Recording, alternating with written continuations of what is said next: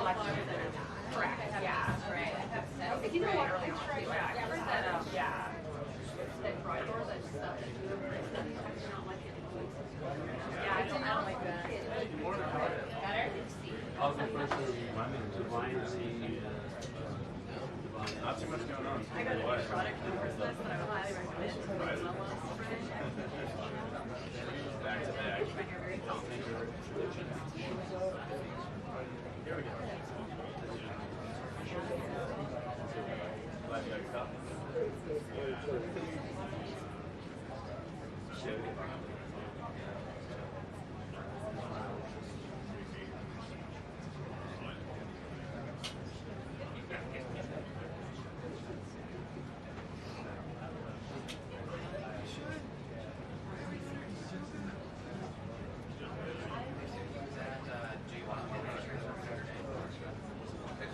Sorry.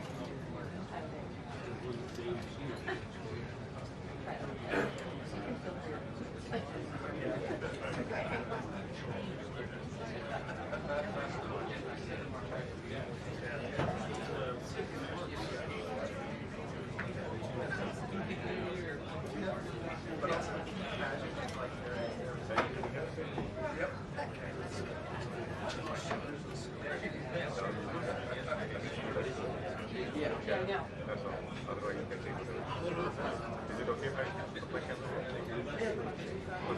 Yeah, and it's just the first White House request was all that was operation carried out at the pasture.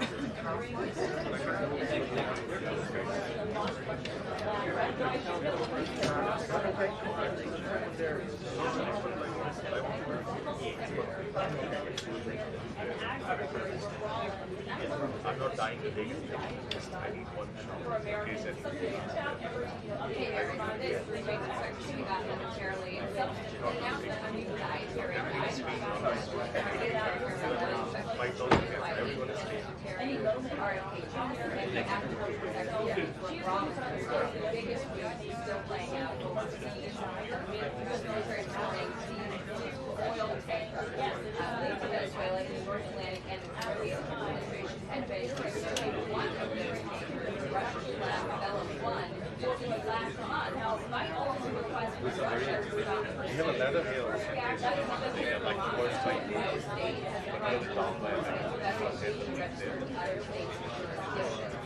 This all happening as our Secretary Chris Wright about the U.S. immediately taking $1 billion barrels of Venezuela oil in offshore floating storage and selling it. The plan would have the U.S. sell Venezuelan oil indefinitely, and some sanctions against Venezuela will be lifted to effectuate it.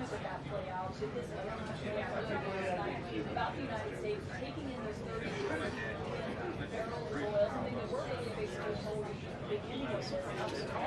Like this is the United States. Wasn't here. That looks like it wasn't. Oil executives from Chevron, ConocoPhillips, and ExxonMobil are excluding the White House on Friday. Meantime, the president is reacting to criticism about his ambitions for Greenland. Minister Rubio reportedly laying down prospects of the U.S. taking advantage of oil security yesterday.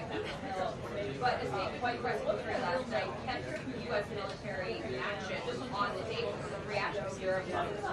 Denmark's prime minister said a U.S. takeover of Greenland would mark the end of NATO. And the president posted a short while ago, Russia and China have zero fear of NATO without the United States, and I doubt NATO would be there for the U.S. if we really needed that. We will always be there for NATO and but therefore us, the only nation that China has to fear and respect is the built USA.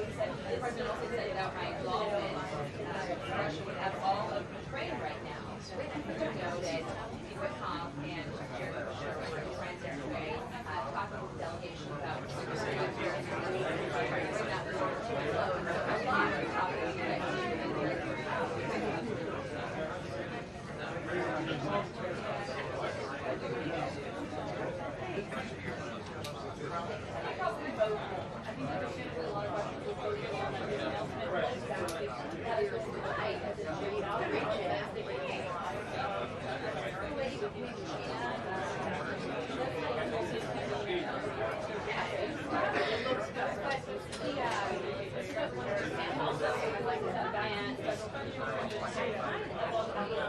But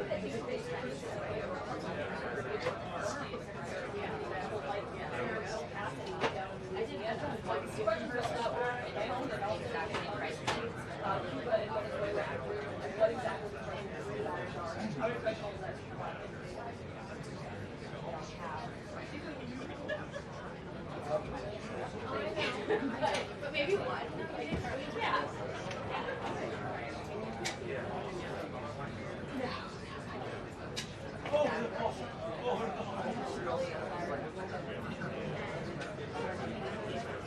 Yeah, yeah, it worked. Yeah, how are you? Oh,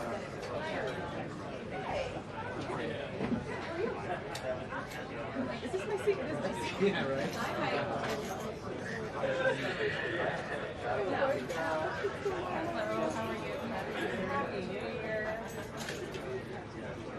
I like slapped on this eyelash on my way up here, so I'm gonna go straighten that out.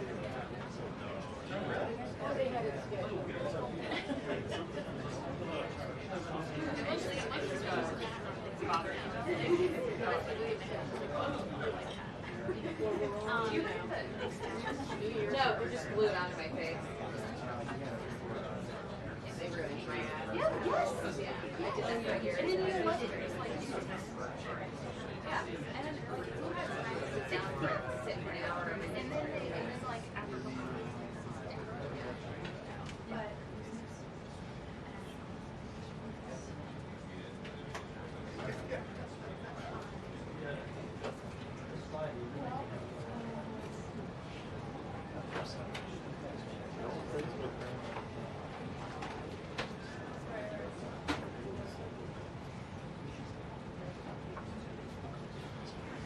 So, wow.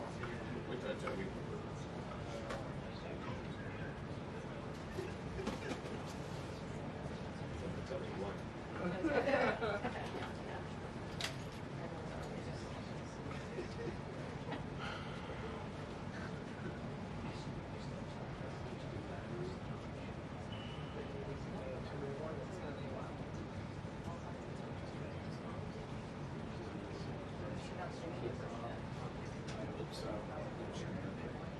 She's gonna be out there.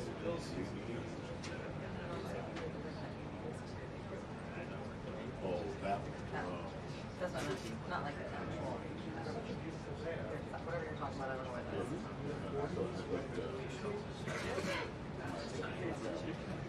Oh, no, I don't think so. She's on the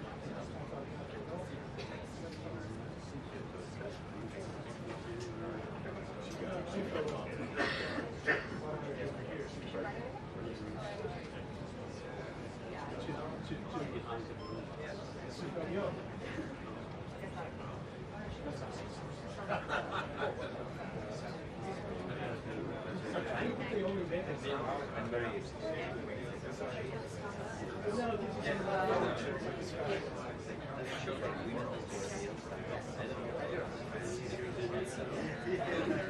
I haven't, I'm sure you haven't.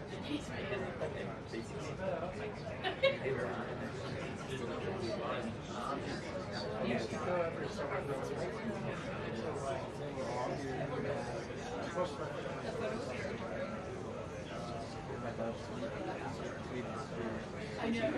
Try not to focus too much on Israel there. At least that's the other question.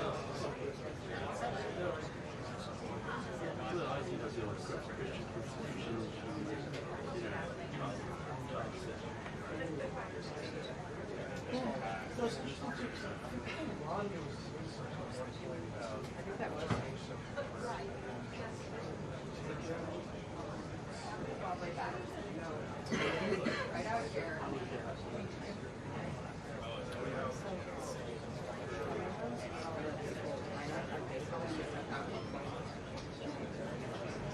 I would like to see preconditions that we want to use support to stop persecution of Christians.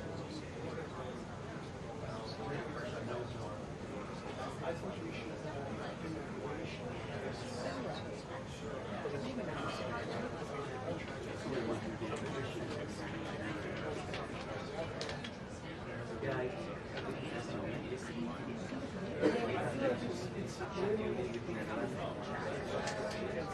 like a nice small world, especially with Turning Point USA, following the whole information on Charlie Kirk.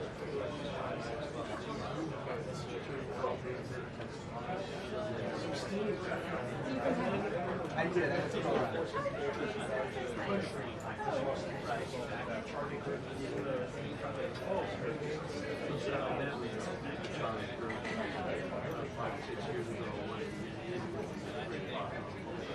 He's been around for a decade plus.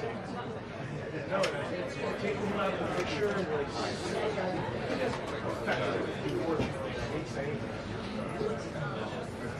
you know, now that we're 9 months out, nobody really is joking. I don't know where that leaves us.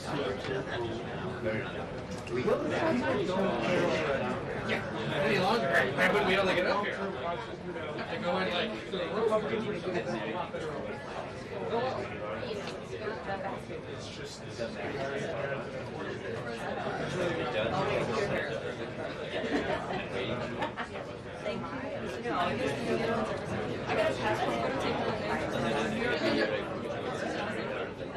Yeah. 17 to 20. Well, the weekend. And then went to Florida. Yeah. How about you? Is that like the Yeah. I'm just staring at it.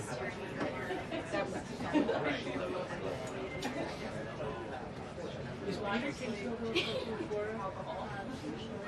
He does like Yeah.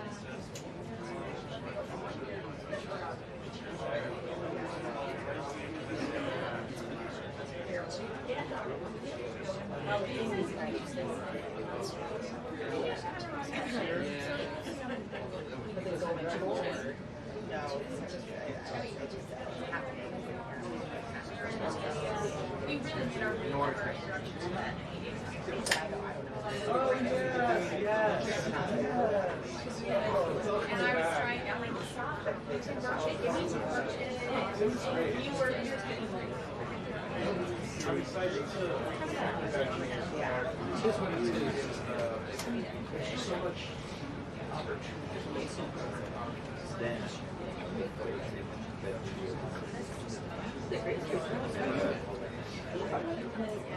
You did a little Florida, didn't you? I'll send you the email.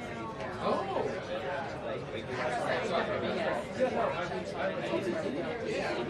No, I saw your name. I saw your name.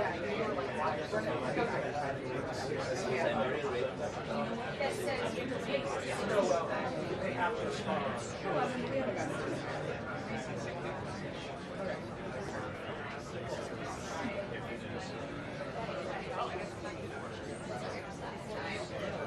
Do it again. Hello. It's following your flight foot. Oh my God. I just printed out all the words.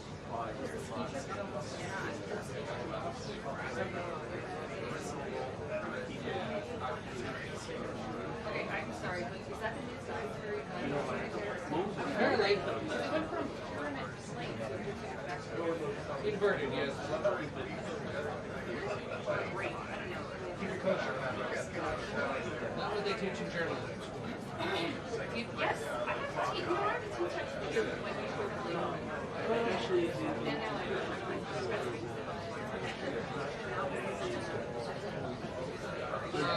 They would fall under protein. Somewhere over here.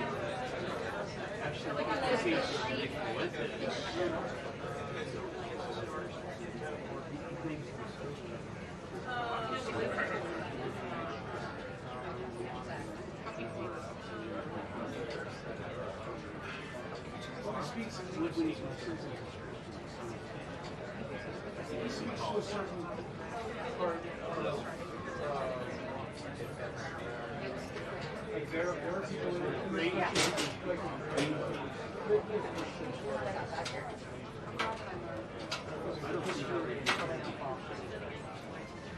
there's a history of facility machines. I don't disagree. I'm just saying, like, I don't think it's uncommon throughout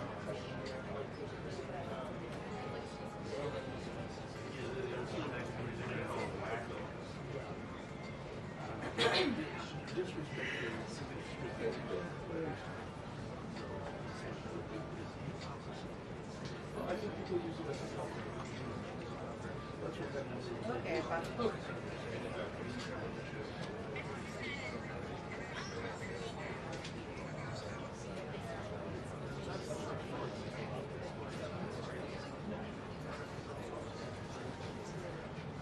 President.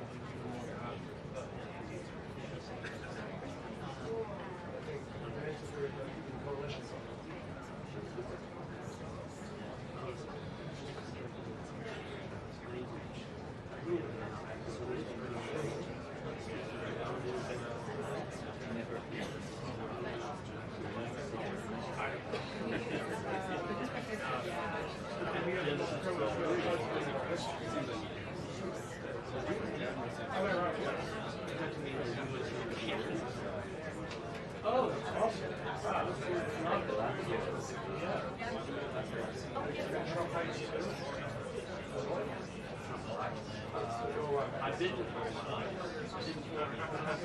I think they need to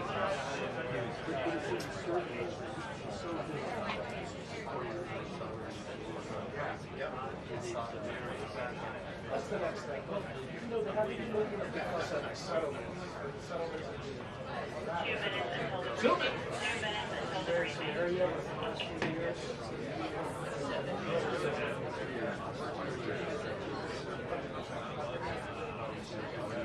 I'm retired today. I'm not going to Florida.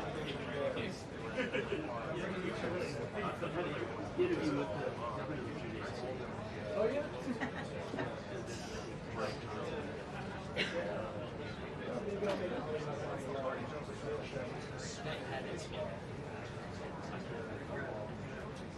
We're grandfather you in.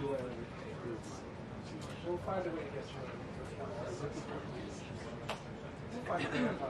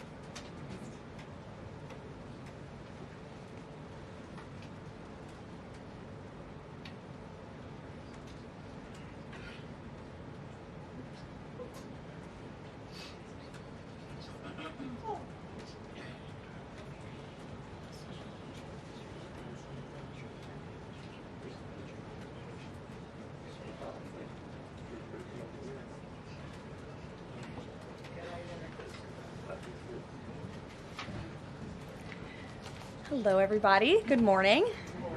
Yes, come on up, everyone. Lovely officials with me today. All right. Dr. Carson, come on up. Thank you so much. Good morning and Happy New Year, everybody. It's great to see you. It's great to be with a very packed room. I'm sorry we kept you all very busy over the holiday break. And I know there is a lot of news out there today, both here at home and around the world. I will be happy to take all of your questions on all of that news. But first, I'm really honored to be standing up here today with esteemed members of the President's Cabinet and his health team to make an important announcement with respect to the President's domestic promise to make America healthy again as we kick off the new year. In less than a year in office, the President and his incredible MAHA team have made real progress on this front. Here are just a few of the significant MAHA achievements thus far. More than a dozen food manufacturers and trade associations have made commitments to remove artificial and petroleum-based food dyes from their products. The Trump administration took strong action to bar hospitals from performing dangerous, irreversible, life-altering transgender procedures on children. The Trump administration announced funding awards to states through the Rural Health Transformation Program, an unprecedented $50 billion investment established under President Trump's One Big Beautiful Bill.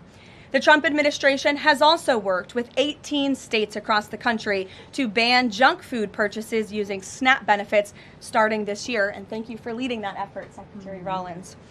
Additionally, President Trump took historic action to secure most favored nation drug pricing and secured deals with major pharmaceutical companies to massively lower the cost of prescription drugs. And those effects are being implemented as we speak. Americans are going to continue to see the result of these incredible deals the president cut. And I know President Trump and this team behind me worked incredibly hard to lower those drug costs for Americans. On Monday, the CDC adopted common sense updates to America's childhood vaccination schedule based solely on the gold standard of science. This action empowers parents and physicians to make the best individualized decisions to protect our children, while also restoring much-needed confidence in our public health system. And as a MAHA mom myself, I'm very grateful for that. So thank you, Secretary Kennedy. To build on this progress, the Trump administration is now updating federal nutrition standards and guidelines to ensure that Americans have the most accurate, data-driven information supported by science and hard facts, not special interests or partisan ideology. President Trump has tasked two of the great individuals behind me, USDA Secretary Rollins and HHS Secretary Kennedy, with collaborating on this vitally important project. And today they are here to officially unveil the 2025 to 2030 Dietary Guidelines for America. These new guidelines are informed by the best and most reliable research on health and nutrition, particularly as it relates to the role of our diets and the prevalence of chronic disease in the country. They are also These guidelines are easy to read and understand, so every American, young and old, can access this information that literally has the power to change lives. But these are not just an updated guideline. These are the foundation to all federal food programs in our country. These new guidelines are going to update the food that is served to America's children in our public schools, to the plates that are served to our great men in uniform in our military, our veterans, and the food that they are consuming at the VA. And these new guidelines are also going to impact nutritional programs for the needy in our country, such as WIC and Head Start. Unfortunately, for decades, federal dollars has promoted low-quality, highly processed foods that lead to scores of long-term health issues, which means Americans have gone broke because of these health issues. Faulty dietary guidelines of the past stacked the deck against healthy eating and food options for everyday American families, which has fueled the chronic disease epidemic and jacked up the healthcare costs of households across the country. This failed approach in our public health system ends today. When these guidelines are followed, Americans will be saving themselves thousands of dollars. If we want to cut healthcare costs in our country, we must become a healthier country. According to the CEA, poor diet is the root cause of obesity, which accounts for $400 billion in medical spending each year. A healthier America will lead to a more affordable America. The new dietary guidelines from the Trump administration will ensure federal dollars go to real food to improve public health and therefore save the American people their hard-earned cash over the course of their lives.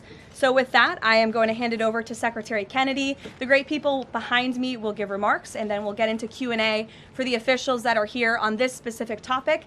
They will leave because they're all very busy people, and then I will open it up to Q&A with the rest of you on the rest of the news in the world. So thank you, and we'll start with Secretary Kennedy. Thank you, Carol. Thank you. Today marks a decisive change in federal nutrition policy made possible by President Trump's leadership and the work of MAHA moms and public health advocates who demanded reform. Today, in accordance with President Trump's directive, Brooke and I will release the dietary guidelines for Americans 2025 to 2030, the most significant reset of federal nutrition policy in history.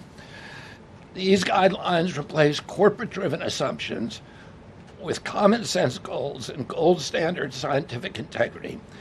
These new guidelines will revolutionize our nation's food culture and make America healthy again. For decades, Americans have grown sicker while healthcare costs have soared. The reason is clear. The hard truth is that our government has been lying to us to protect corporate profit-taking, telling us that these food-like substances were beneficial to public health. Federal policy promoted and subsidized highly processed foods and refined carbohydrates and turned a blind eye to the disastrous consequences. Today, the lies stop. The new guidelines recognize that whole, nutrient-dense food is the most effective path to better health and lower healthcare costs. Protein and healthy fats are essential and were wrongly discouraged in prior dietary guidelines. We are ending the war on saturated fats. Diets rich in vegetables and fruits reduce disease risk more effectively than many drugs. Whole grains outperform refined carbohydrates. Added sugars, especially sugar-sweetened beverages, drive metabolic disease, and today our government declares war on added sugar. Highly processed foods loaded with additives, added sugar, and excess salt damage health and should be avoided. As Secretary of Health and Human Services, my message is clear: eat real food. Nothing matters more for healthcare outcomes, economic productivity, military readiness, and fiscal stability. The dietary guidelines shape dozens of federal feeding programs, including Head Start. These standards affect 45 million school lunches every day, meals for 1.3 million active duty service members, and food served to 9 million veterans in VA hospitals. Today begins the work of aligning those programs with affordable, whole, nutrient-dense food. Implementation requires coordination across the government. I'm working with many of my fellow cabinet secretaries to deliver results.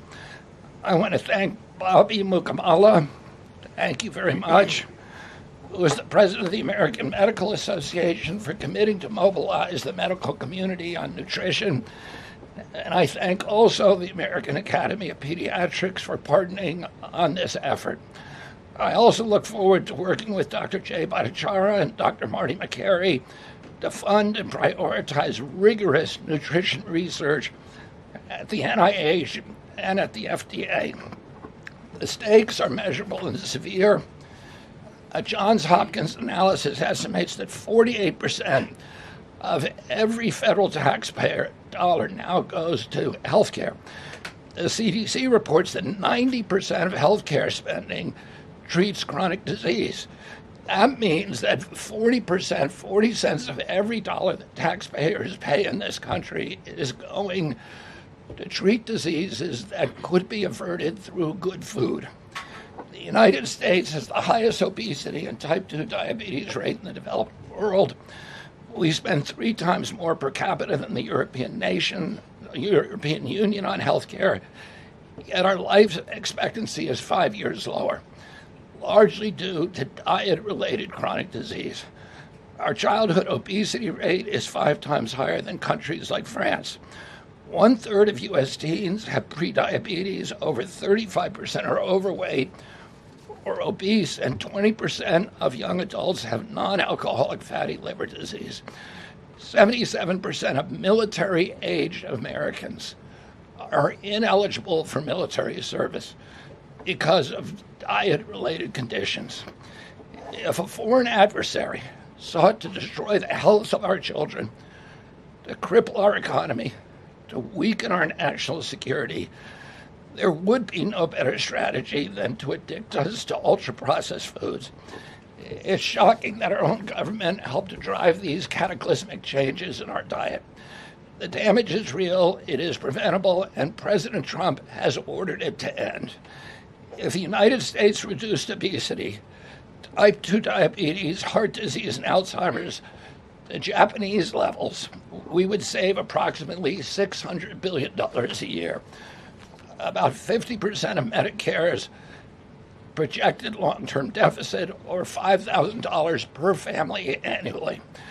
Current policy worsens the problem. 42 million Americans rely on SNAP, where common purchases include sugary drinks, candy, and chips.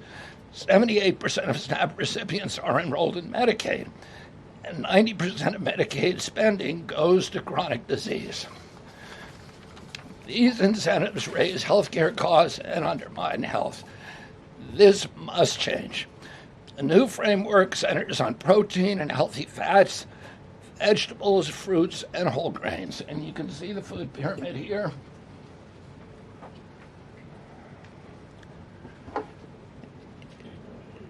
It's upside down, a lot of you will say. But it was actually upside down before, and we just righted it. For the first time, the dietary guidelines directly address ultra-processed foods and set firm sugar limits in federal procurement, driving a significant reduction in added sugar in school meals. I want to thank President Trump for his leadership and the partners committed to ensuring that federal food dollars support real food and better health. Thank you.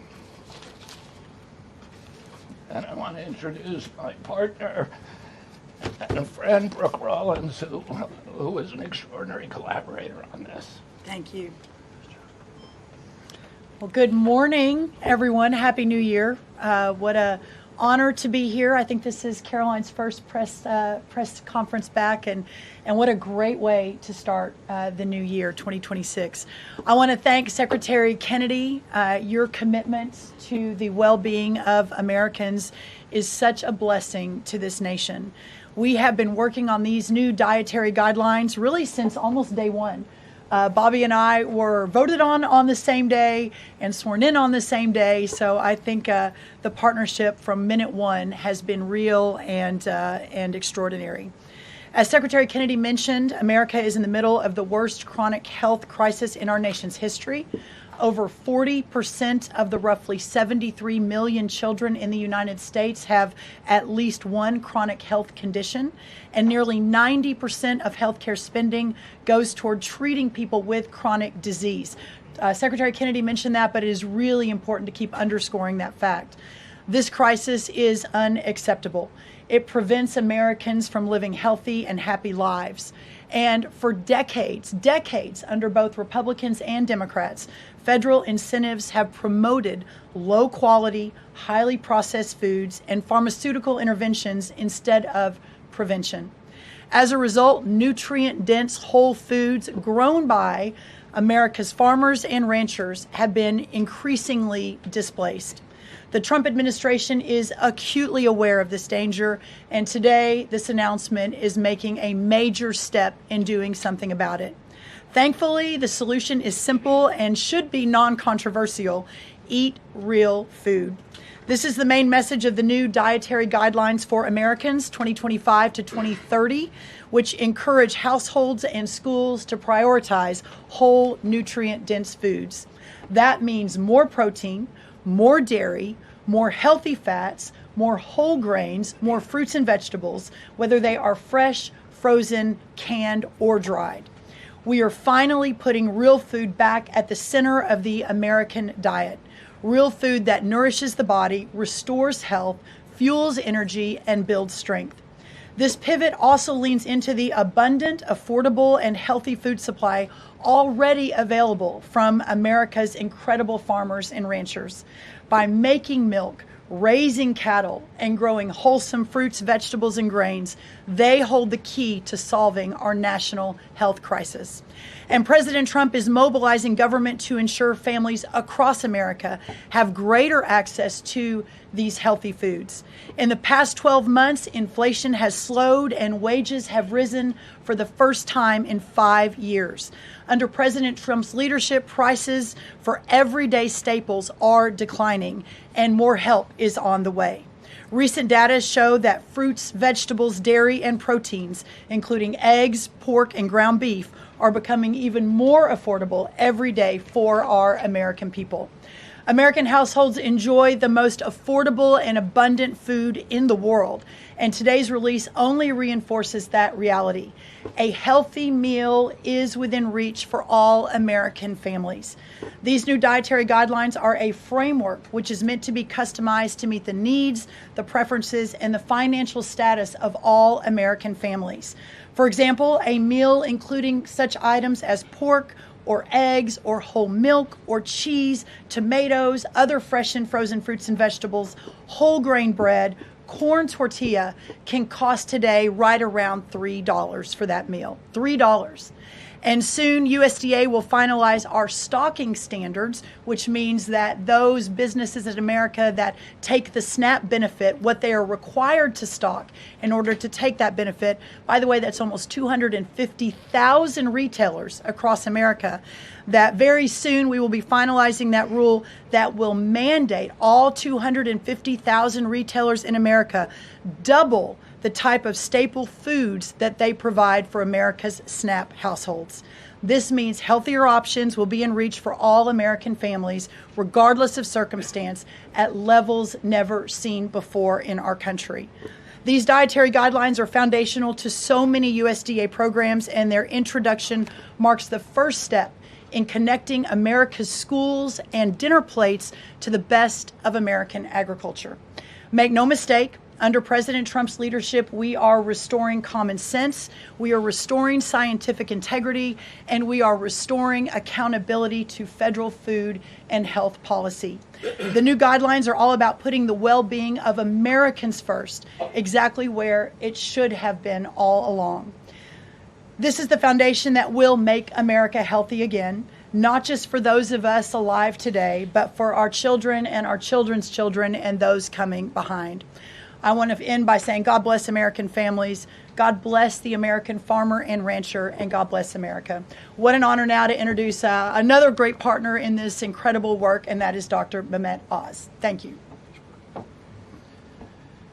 Congratulations to Secretary Rollins, Secretary Kennedy, and do want to express my appreciation for what the President has done overall to increase the affordability of health care. The biggest accomplishment perhaps for the health system abilities to drop down prices last year was the most favored nation drug pricing that Caroline mentioned. These are incredibly effective at reducing the costs, for example, of what the President calls the fat shot, the Ozempic, GLP-1s category of medications. We dropped them dramatically. But the best way to reduce drug spend in America is to not need the drugs in the first place. What you're hearing today with these dietary guideline adjustments are going to be massively effective, and not just dropping the need for us to buy these weight loss drugs, but buy these expensive drugs for autoimmune problems. We have evidence that food is medicine when it comes to conditions from various mental health issues, from Alzheimer's and depression to fundamental realities of how children learn in school. So the question then becomes, what is this actually going to do in dollars and cents? And I had the group at CMS run some numbers for us to try to give you concrete assessments of how much this will drop the spend that the federal taxpayer must make for Medicare and Medicaid. And I'm more optimistic today than ever that we can address the fast rising rate of healthcare expenses in America because of movements like this. Right now, we're increasing health expenditures in America at roughly twice the rate of the GDP growth. We will correct that if we can get America to be healthier, because you can't be a wealthy nation without being a healthy nation. So 2 numbers for you to remember. The first is $30 billion. Why? 30% of healthcare costs are directly attributable to obesity. I'm not talking about indirect associated expenses, which are also present, but a very conservative number, 30%, are directly attributed to obesity. That's about $300 billion a year for just Medicare, If we were to affect obesity by 10%, which is an incredibly conservative and justifiable assumption that has been borne out in evidence-based dietary experiments and trials, just that alone is $30 billion of reduction of expenses for Medicare. That's also obviously correlated with Medicaid reduction in spending. In Medicaid, it's a different opportunity because in Medicaid, we educate children. 53% of children in America are covered by Medicaid or CHIP. And we have programs to teach kids and their parents what to eat, and how to make these dietary guidelines that Secretary Rollins and Secretary Kennedy have crafted with their teams into practice. It will dramatically change the natural history of how children are able to participate in life. But let me give you one last number. If we're able to get the average American, who today retires on average at age 61, get them just to work 1 year longer because they feel so vital, so strong, so bullish about their future because they're feeding their bodies nutrients that are essential to their high-functioning productivity, we will increase the overall GDP of our nation by trillions of dollars. So we will reduce healthcare expenses. At the same time, we jazz up the U.S. economy with trillions of dollars created by the productivity of American workers. God bless you both for making the DGA feasible and making it perhaps the wisest investment we could make in our communities. Marty Makary is one of my closest friends, the powerful leader of the FDA who's been taking brave steps along the line and has additional insights. Thanks. Thank you, Dr. Oz. Today marks the beginning of the end of an era of medical dogma on nutrition. For decades, we've been fed a corrupt food pyramid that has had a myopic focus on demonizing natural, healthy, saturated fats, telling you not to eat eggs and steak, and ignoring a giant blind spot. Refined carbohydrates, added sugars, ultra-processed food. This study in JAMA now shows that 60% to 70% of kids are getting their calories from ultra-processed foods. That's an epidemic. We now have a generation of kids addicted to refined carbohydrates, low in protein. They are literally nitrogen negative because we've used old flawed studies that used urine nitrogen to estimate body protein metabolism, and they missed the mark. The old guidelines had such a low protein recommendation that we are increasing that by 50 to 100%. Kids need protein. The old protein guidelines were to prevent starvation and withering away. These new protein guidelines are designed for American kids to thrive, and they're based on science, not on dogma. We have 40% of our kids now with a chronic disease. It is not their fault. This is something that is the result of bad advice from the government and a medical establishment that for decades peddled research from a flawed 1960s model. Today, we are setting the record straight. This is not a willpower problem of our nation's kids. This is something adults have done to kids, and we're going to fix it. And so, as Dr. Oz said, the best way to lower drug prices is for people to stop taking drugs they don't need. We are going to finally address the root causes of our broken healthcare system: insulin resistance and general body inflammation, advanced by the protein-poor, micronutrient-poor, ultra-processed, refined carbohydrate diet that kids are addicted to today. And so, on behalf of the Food and Drug Administration, we are proud to be a part of this. We are grateful to be contributing to this work. Thank you, Secretary Rollins. Thank you, Kyle Diamantis, the best deputy commissioner for food at the FDA the agency has ever had.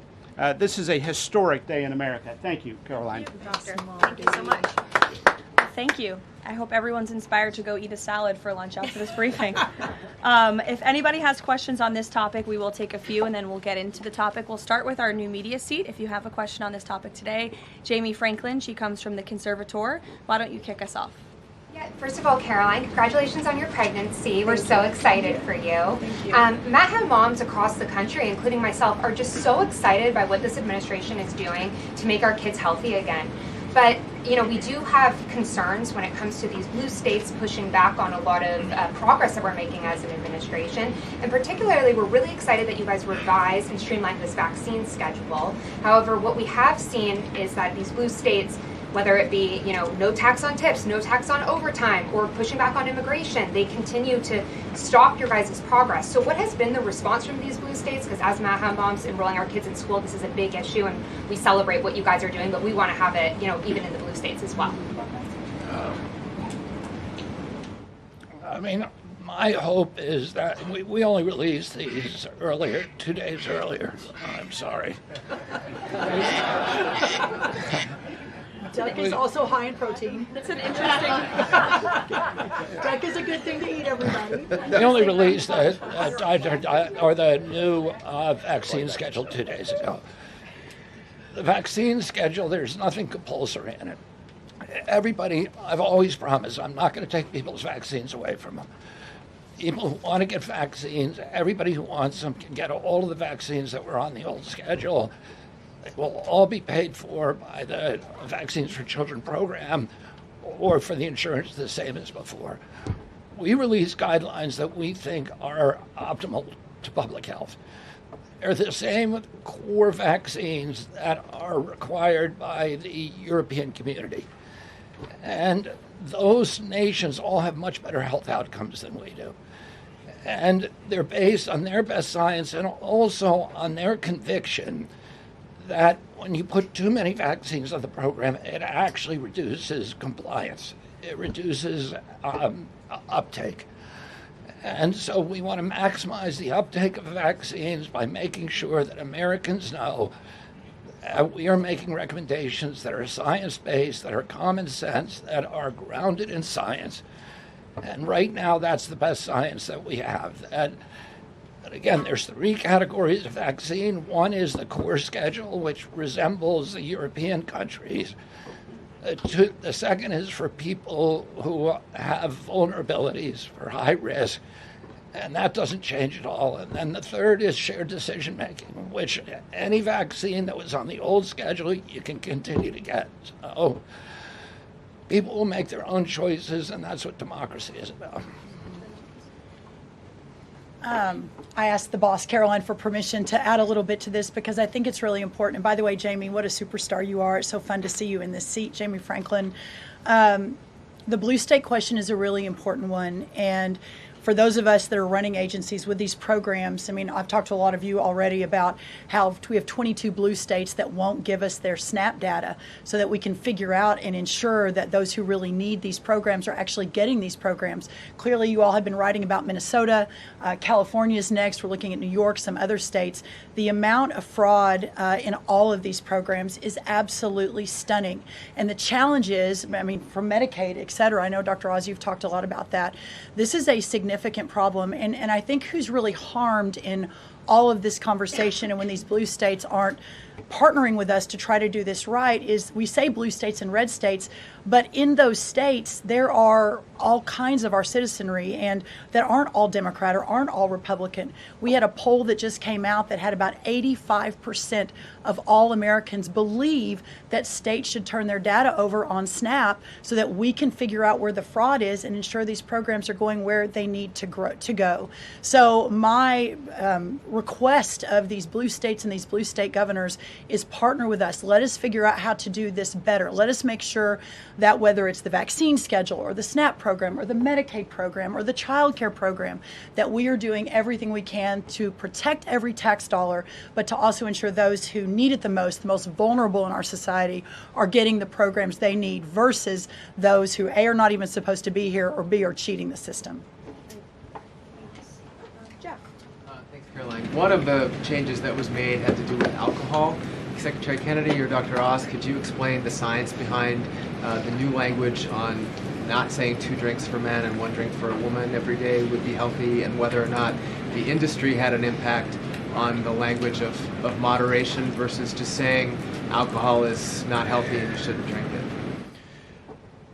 So alcohol is a social lubricant that brings people together. In the best case scenario, I don't think you should drink alcohol, but it does allow people an excuse to bond and socialize, and there's probably nothing healthier than having a good time with friends in a safe way. If you look at the blue zones, for example, around the world where people live the longest, alcohol is sometimes part of their diet. Again, small amounts, taken very judiciously and usually in a celebratory fashion. So there is alcohol on these dietary guidelines, but the implication is don't have it for breakfast. Right? This should be something done a small amount with hopefully some kind of an event that might have alcohol added. But the general move away from 2 glasses of men, 1 glass of women, there was never really good data to support that quantity of alcohol consumption. That data was probably primarily confused with broader data about social connectiveness. Take a couple more. John? Thanks a lot, Caroline. Secretary Rollins, I'm curious about with these guidelines. They're not mandates, they're guidelines. What are the practical effects of these guidelines on public schools all across the country? Well, today begins thank you, John. It's good to see you. Today begins the first day now in a recalibration of the rules, whether it's school lunches, whether it's the SNAP program, whether it's that veterans were mentioned, our prison system, that now we begin the process of implementing and redrafting the rules to reflect what this new dietary guidelines for Americans actually is doing to our food system. So there is a lot of work to do. Nothing changes overnight, but as I think we've proven, this administration moves very, very quickly on all fronts, 7 days a week, 365 days a year, and so you'll begin to see some real changes coming very soon.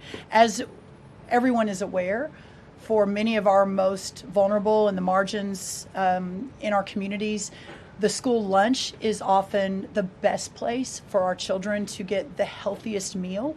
Hopefully with stocking standards and reworking SNAP and the SNAP waivers we've done, that begins to change too. But right now, that is going to be the single most important, from my perspective, move forward, is the school lunches and making sure that we're getting the right amount, the best amount, and most nutrient-dense foods into the schools. Thank you. You also mentioned, Secretary Rollins, cost when you had your remarks a little bit earlier.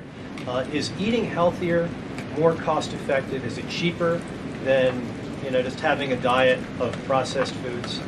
I had a whole chart to show you, but left it in the back, unfortunately, that yes, indeed, that eating healthy, for the most part, we've got 100 simulations, is actually less expensive.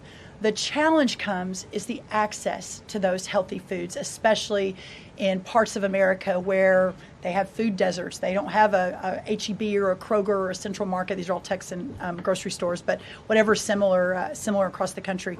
But that is why these stocking standards in SNAP are so important. So if you have a economically challenged family, and the only place they're getting their food is the 7-Eleven. We have a longer term important policy priority, and that is getting grocery stores into these lower margin communities.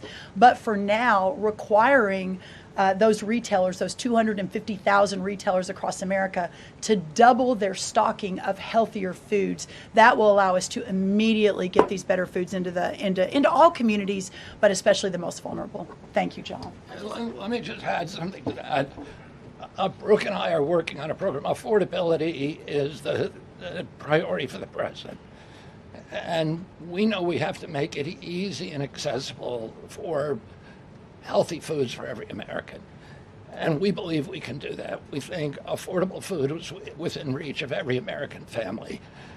We are working on a education and information program that will allow American families all over the country to come onto our website and find the healthiest foods at the lowest cost for themselves. I'd also just add this. The idea that a cheap meal made of processed food is cheap is an illusion, because you're paying for it on the back end. You're paying for it with diabetes, with obesity, with illness. And if you internalize that cost of the meal, it would be a tiny fraction of the long-term cost of eating bad food. So we'll take one more in the white blazer. Thank you. Caroline. Secretary Kennedy, you mentioned healthy fats, but also ending the war on saturated fats. Can you clarify how much saturated fats Americans should be consuming? I'm going to let Marty take that since he wrote a book about it. Look, the old dogma in the 1960s when Eisenhower had his heart attack and Ansel Keys said it was the saturated fat. That's never been substantiated. And so that flawed research has become dogma over the years, and eventually the conversation was sidelined. In this new guidance, we are telling young people, kids, schools, you don't need to tiptoe around fat and dairy. You don't need to push low-fat milk to kids. And we are maintaining the 10% of calories as saturated fat in the guidance. The real issue is protein. The fact that 60 to 70% of the calories of kids today in America is ultra-processed food. These are the issues that have become giant blind spots where we're now putting attention. And we hope that there are conversations in every school board in America, in every church and synagogue and house of worship, every home in America will now have conversations. We've got to talk about school lunch programs, not just putting 6-year-olds on Ozempic.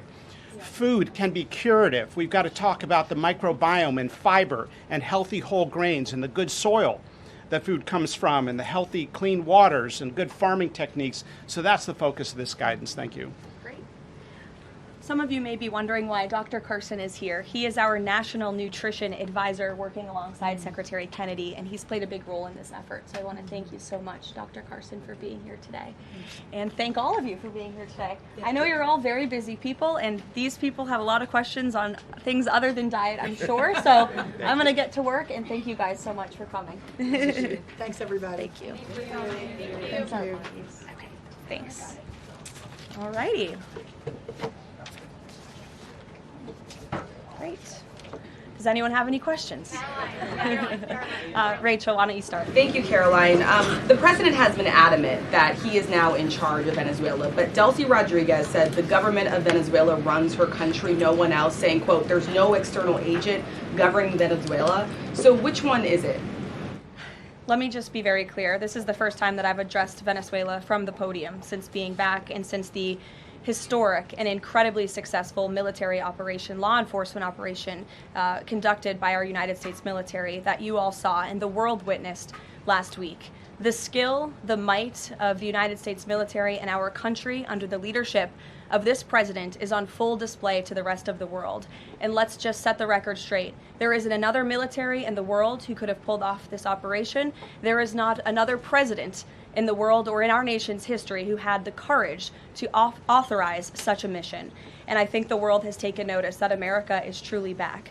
With respect to Venezuela, the Trump administration, led by Secretary Rubio, the vice president, and the president's entire national security team, is in close correspondence with the interim authorities in Venezuela. We obviously have maximum leverage over the interim authorities in Venezuela right now, and the president has made it very clear that this is a country within the United States, the Western Hemisphere, close by the United States, that is no longer going to be sending illegal drugs to the United States of America. It's no longer going to be sending and trafficking illegal people and criminal cartels to kill American citizens as they have in the past. And the president is fully deploying his peace through strength foreign policy agenda. So we're continuing to be in close coordination with the interim authorities, and their decisions are going to continue to be dictated by the United States of America. Just one follow-up when you talk about that leverage there. Has the Venezuelan government fully committed to turning over its oil to the United States indefinitely, and what happens if they do not? Well, as you saw, the president announced last night, this was a deal. This was a deal made by the president and his team with the Venezuelan interim authorities. This will benefit both the American people and the Venezuelan people. And Secretary Wright and the Department of Energy are working with the interim authorities and also with the private oil industry to execute on this historic energy deal. That's not only good for the United States, but it's also going to revive the prosperity, the safety, the security of both the United States and Venezuela as well. Ed. Following up on the oil part of this, 30 to 50 million barrels of oil. How exactly is that going to work? You're getting it out of Venezuela into the United States?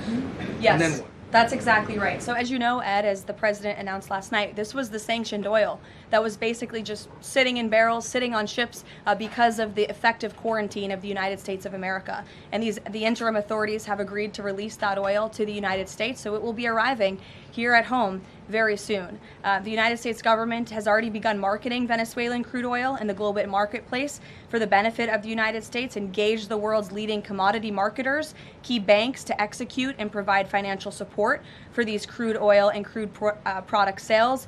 All proceeds from the sale of Venezuelan crude oil and products will first settle in U.S.-controlled accounts at globally recognized banks to guarantee the legitimacy and integrity of the ultimate distribution of proceeds, and those funds will be dispersed for the benefit of the American people and the Venezuelan people at the discretion of the United States government. It sounds like it requires a lot of private sector engagement and agreement And from the oil industry and the banking industry. Do you have that yet? There's a lot of private sector engagement that's happening right now. As you know, Secretary Wright, our energy secretary who's heading up this big project, is in Florida today meeting with some of these oil executives. And as we confirmed earlier, they will also be at the White House later this week. So they are absolutely eager to invest. They're eager about these opportunities.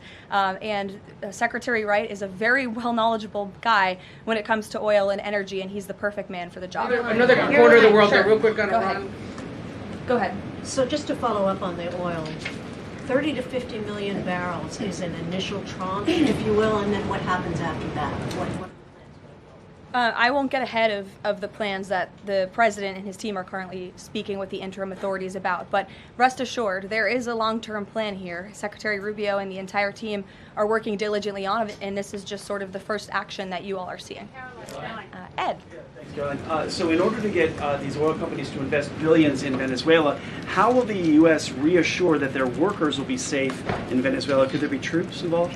At this point in time, as you know, there are no troops on the ground in Venezuela. The president, of course, reserves the right to use the United States military if necessary. It's not something he wants to do. Diplomacy is always the first option, as you saw. He tried that with Nicolas Maduro, but unfortunately, he was an illegitimate dictator and an unserious person. And so President Trump authorized this law enforcement operation, and now Nicolas Maduro is sitting in a prison cell in New York. So certainly the president is going to do what's in the best interests of the American people, and that includes workers from our energy and oil industry as well. With that meeting tomorrow, what is the message the president is going to give to the oil executives, and what does he want to hear? Well, the meeting is on Friday, and it's just a meeting to discuss, obviously, the immense opportunity that is before these oil companies right now. Stephen. Thank you, Caroline, and congratulations again. Thank you. The New Yorker had a story yesterday on the vice president, and it questioned his, quote, notable absence on Venezuela. And the sub-headline asked, was the vice president's exclusion from the operation in Venezuela an expression of his anti-interventionist ideology or political calculation? Would you be able to discuss the vice president's role in Venezuela policy? I did see that report in the New Yorker, and quite frankly, I laughed out loud because it's very clear it's a fake report that's trying to sow distrust and division amongst the president and his team. Let me just be very clear. The vice president has been involved in all policy. He is the right-hand man of the president on all policy matters, including Venezuela policy. He was, of course, read in and deeply involved in this operation from the very beginning. And he was present on the night of the operation via secure communication at a different location as to not damage the operational secrecy of this mission that was so incredibly important to ensure that this mission could be carried out successfully without endangering our troops. Sure. The U.S. seized a tanker recently. Russia specifically asked the United States not to seize that tanker. Does this action risk a larger conflict with Russia? I believe you're referring to the Bella 1 tanker that was seized this morning. The Department of Justice and the Department of Homeland Security, in coordination with the Department of War, did announce that seizure this morning for violations of U.S. sanctions. I've spoken about the enforcement of our sanctions policy at the podium prior to the new year, and this administration is going to fully enforce the sanction policy of the United States. The vessel this morning was seized in the North Atlantic pursuant to a warrant issued by a U.S. federal court after being tracked. And this was a Venezuelan shadow fleet vessel that has transported sanctioned oil. And the United States of America, under this president, is not going to tolerate that. I would also just add the vessel had a judicial seizure order, and the crew, so that means the crew is now subject to prosecution for any applicable violation of federal law, and they will be brought to the United States for such prosecution if necessary. Kelly. Caroline, Happy New Year to you. Thank you. You I'd too. like to talk to you about a couple of things real quickly. The first question about the Venezuelan people. As you know, there's some 8 million Venezuelans here, some of them celebrating in the streets. There are Venezuelans on the ground who are concerned about their safety. What does the Trump administration, what is it doing to actually help people in Venezuela understand that they will be secure throughout this transition?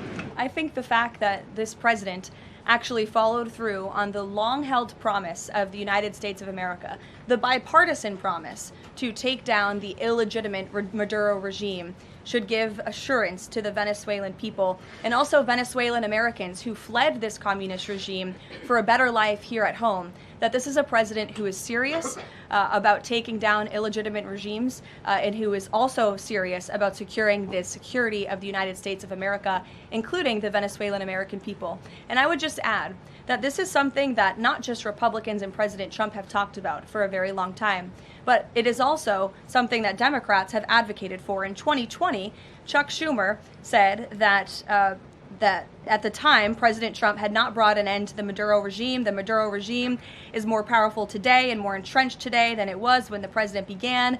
Now you hear Chuck Schumer out there saying this is reckless. The American people and the Venezuelan people should be in fear. But this is something that Chuck Schumer has long advocated for.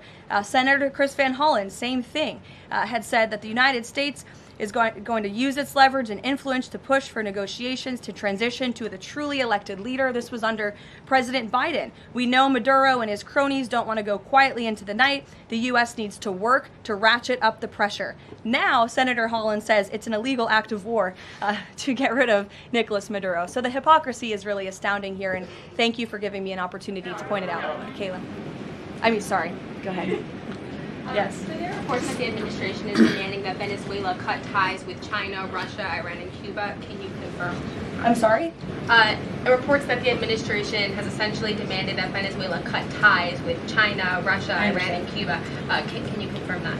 Well, those alleged demands were made in a classified briefing by Secretary Rubio, and I know that there's a lot of leaks coming out of these classified briefings, so I'm not going to confirm or deny or get into what the Secretary has said in classified settings to members of Congress. But I think that the administration has made it quite clear to the interim authorities in Venezuela that this is the Western Hemisphere, and American dominance is going to continue under this president. If I could just ask, there have also been reports that the U.S. could potentially buy Greenland as one potential option on the table.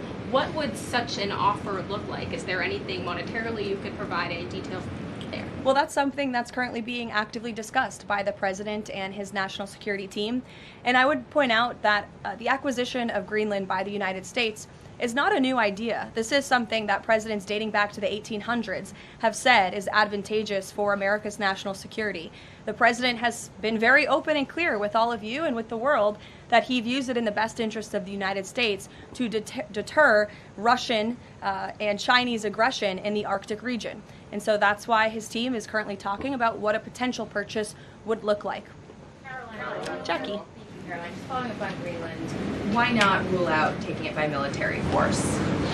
I know that past presidents and past leaders have often ruled things out. They've often been very open about ruling things in and basically broadcasting their foreign policy strategy to the rest of the world, not just to our allies, but most egregiously to our adversaries. That's not something this president does.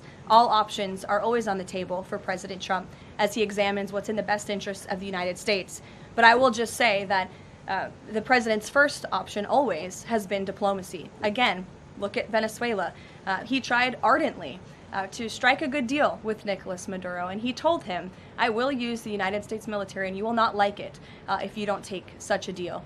And look at what happened. With respect to Iran, the president said the same thing, right? He tried to have serious interest in a deal with the Iranian regime with respect to their nuclear capabilities. They were not interested, and so Operation Midnight Hammer happened, which was another remarkable military success under the leadership of this commander-in-chief. So The president keeps his options open, but diplomacy is always the first. Quickly, just one additional follow-up on that. Does the president recognize Denmark's ownership as part of the kingdom? Because there have been some Republican senators questioning, the claim that Denmark has to Greenland. Is the president in that camp with them, questioning the legality of I have not heard him question it personally, but you're welcome to ask him yourself next time you have the chance. Sanctions are being lifted for Venezuela. We got to lift some sanctions to let the oil come in. Can you talk about that just very briefly? Yes, so the U.S. is selectively rolling back sanctions to enable the transport and the sale of Venezuelan crude and oil products to the global markets, yes. Annie. Thank you. There are some reports from Venezuela that the country's leaders are cracking down on the population, specifically suppressing public expression of support for Maduro's ouster. Is that kind of behavior consistent with what the president wants to see, how the president wants to see the leaders take on the population? It would not be consistent, and I'll let the president's national security team speak further on that. I know they are well aware and tracking. Kelly. Two questions. One, on the seized vessels, the Bella, the Sophia, can you tell us where they're headed, what happens to any existing cargo, and you reference personnel potentially facing prosecution? That's one thing I'd like to follow on.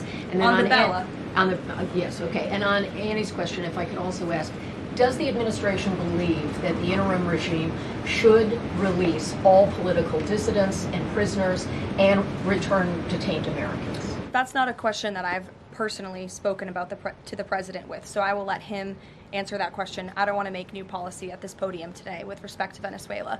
With respect to the two ships that you mentioned, I spoke with you about the Bella 1. There was another vessel this morning, the Sophia, that in coordination with the Department of War, the Department of Homeland Security apprehended it. This is a stateless, sanctioned, dark fleet motor tanker, and this occurred without incident. This vessel was operating in international waters and conducting illicit activities in the Caribbean Sea. The U.S. Coast Guard is escorting the Sophia to the United States for final disposition. To answer your question, Kelly, directly, this was through Operation Southern Spear. The Department of War is unwavering in its mission to crush illicit activity in the Western Hemisphere. And as the President has repeatedly stated, we're going to defend our homeland and restore security and strength across the Americas. Dasha, go. Caroline, thank you and Happy New Year. Thanks, you too. Two questions, one on Venezuela, one on Greenland. You've repeatedly at the podium called the current leadership in Venezuela interim leadership. There are Republicans and Democrats alike that say they want to see elections in Venezuela. The president had said it's too soon to do that right now, but is there a timeline for elections in Venezuela? Is he committed to seeing that this year, for example? You just said the president has answered that question, so I will reiterate what the president has said a few times now to all of you, which is that it's too premature and too early to dictate a timetable for elections in Venezuela right now. Caroline, you just talked to Jackie about diplomacy first, right? The Danes have repeatedly said they are willing to collaborate on all of the concerns that the president has, whether it's more troops, mineral rights, intelligence sharing. Why does the president feel he needs to own Greenland and not and put out the threat of military action when this could be done through diplomacy? Well, who said diplomacy isn't taking place behind the scenes, Dasha? I mean, the president is interested in diplomacy. His national security team is as well. And of course, he's always willing to pick up the phone for everybody and hear out their concerns. But the president is the president of the United States of America, and he's always going to be very clear about what he views as being in our nation's best interest. Reagan. Caroline, I have a question for you on Venezuela, and then I'd love to ask you about Minnesota and Tim Walz. Sure. On Venezuela, I'm wondering, does the administration hope to start sending more Venezuelan migrants back home or have them self-deport if the situation in the country improves? As far as I'm concerned, the policies of the Trump administration and the Department of Homeland Security have not changed. All those illegally present in the country are subject to deportation. And I would just like to add, how we got here. The president was very clear on the campaign to the American public, and it's one of the many reasons they resoundingly reelected him back to this office, that he was not only going to crush foreign drug cartels, but that he was not going to stand by and watch as the illegitimate Venezuelan regime was sending illegal criminals and gang members and rapists and murderers to our country, which happened to the tune of thousands under the previous administration and president. And so there could be nothing more America First than this operation that took place last week. And I would just remind all of you in this room that there were innocent Americans like Jocelyn Nungare who lost their lives at the hands of dangerous Venezuelan criminals who were sent here by the Maduro regime. And that has been the president's North Star and guiding principle throughout his entire policy since January 20th. Tim Walz in Minnesota. Does the administration believe that Tim Walz potentially dropped out of the governor's race because he could be under criminal investigation? I don't know if there's a criminal investigation. If there was, I wouldn't be able to comment on it from up here, to be honest with you. But I think Tim Walz probably dropped out of the race because he realizes he no longer has the support of the people of his own state, which is a remarkable downfall considering he was the number 2 on the Democrat Party's ticket just about a year ago. When it comes to Minnesota, the fraud that we have seen, the wide scale of fraud, is really remarkable. It's egregious. I would encourage every single journalist in this room to go to Minnesota and to cover it yourselves. As for the Trump administration, we have officials who have been on the ground almost every day. Secretary Noem was there yesterday. Secretary Bessent will be traveling there later this week to talk about the fraud and to do a roundtable on this very topic. And I would just like to leave you with an update. To date, the Department of Justice has charged 98 total defendants in several Medicaid fraud and related case programs. 64 were convicted, and 85 of the 98 charged were of Somali descent. The DOJ has also issued over 1,700 subpoenas, executed over 130 search warrants, and they have now added more attorneys to their office there to absorb the case flow. DHS is on the ground going door to door conducting large-scale criminal and HSI investigations. They have also sent approximately 2,000 agents to Minneapolis to assist with law enforcement and immigration enforcement. As I said, Secretary Noem was on the ground yesterday. The Department of Health and Human Services has also begun requiring a justification and photo evidence for all child care related payments nationwide, and they required Minnesota to conduct a full audit of all child care centers. They also froze $185 million in funding to Minnesota. And Dr. Oz, who was just here, also notified Governor Walz they're going to begin auditing Medicaid recipients and deferring payments on claims based on waste, fraud, and abuse. The Department of Labor is also conducting a targeted review of Minnesota's unemployment program. Department of Agriculture requiring Minnesota to conduct recertification for SNAP recipients, and HUD has launched investigations into the public housing. SBA has also suspended nearly 7,000 borrowers amid suspected fraudulent activity. So, with all of that, rest assured, this is an all-hands-on-deck effort from the entire administration to get to the bottom of this and to ensure that the ripping off of taxpayers in the state of Minnesota, and it won't just be Minnesota, it'll be any state across this country where fraud has taken place, and we are protecting law-abiding, tax-paying American citizens. Phil. Thank you, Caroline. Just to follow up on Greenland, there are treaties already on the books that give the United States access to the island. They can construct and maintain military bases there. We can house personnel on the island. The U.S. has control of landings, takeoffs, anchorages, etc.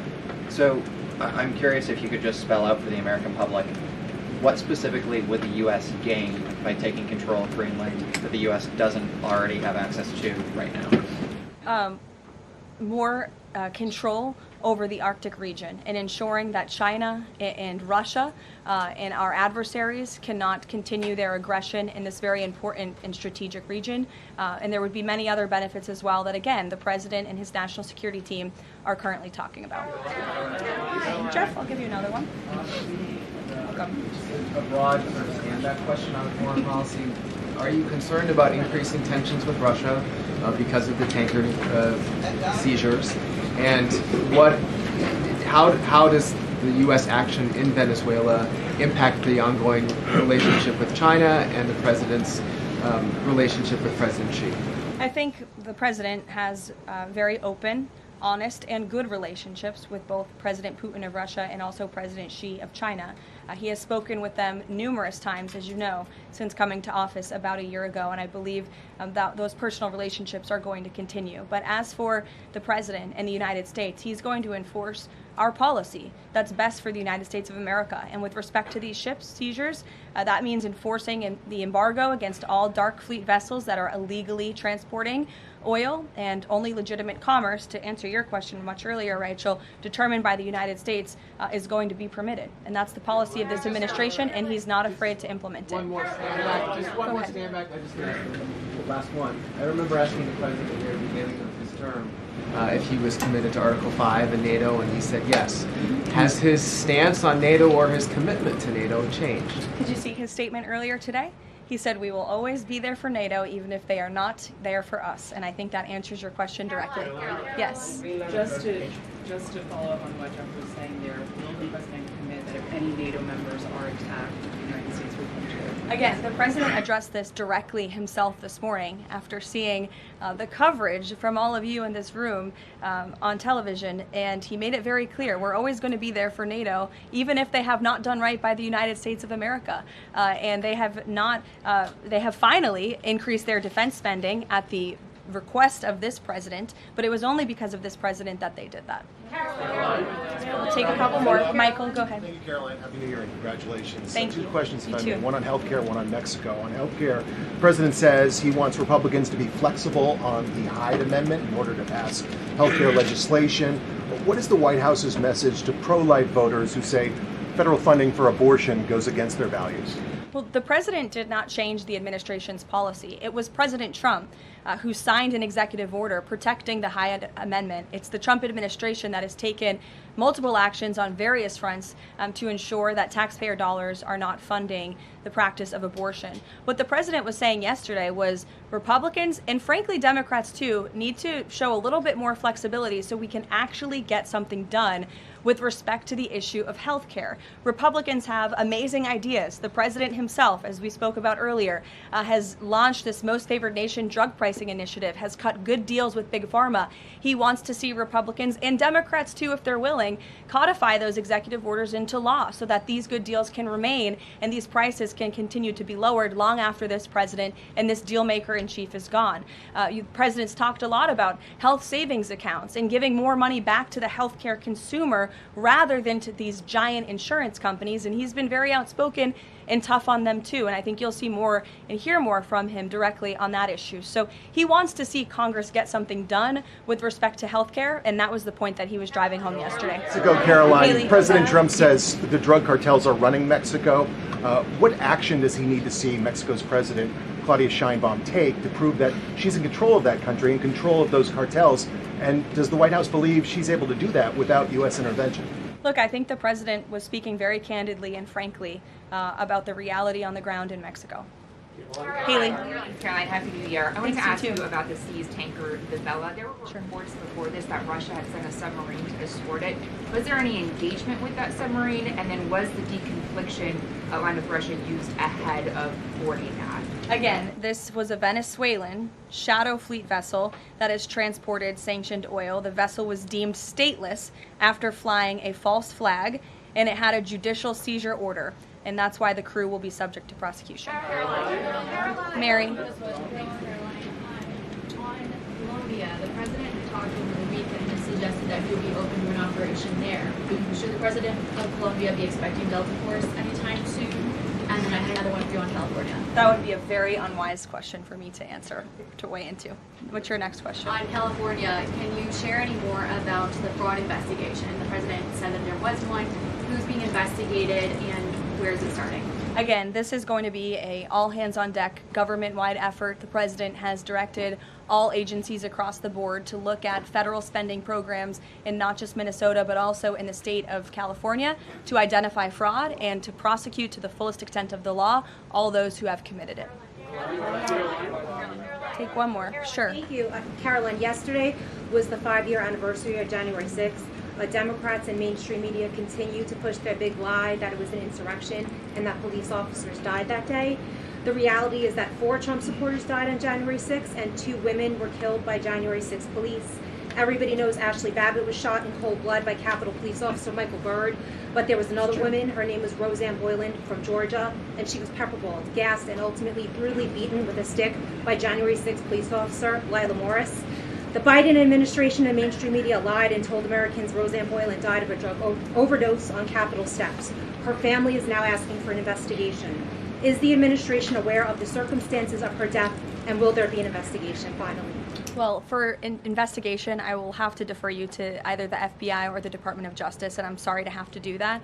But with respect to all of the facts that you just laid out, the White House relished the opportunity yesterday to actually create a new website to share the facts with the American public, but also all those in this room. We knew the media would be covering January 6th quite a bit because they think it's something that the American people are still believing their lies on. They think it's something that still helps their case against this president. Obviously not, or else he wouldn't have been reelected in an overwhelming fashion in November of last year. And so I would encourage everyone to take a look at the website. It's quite well done. And thank you all very much. It's great to be back with you.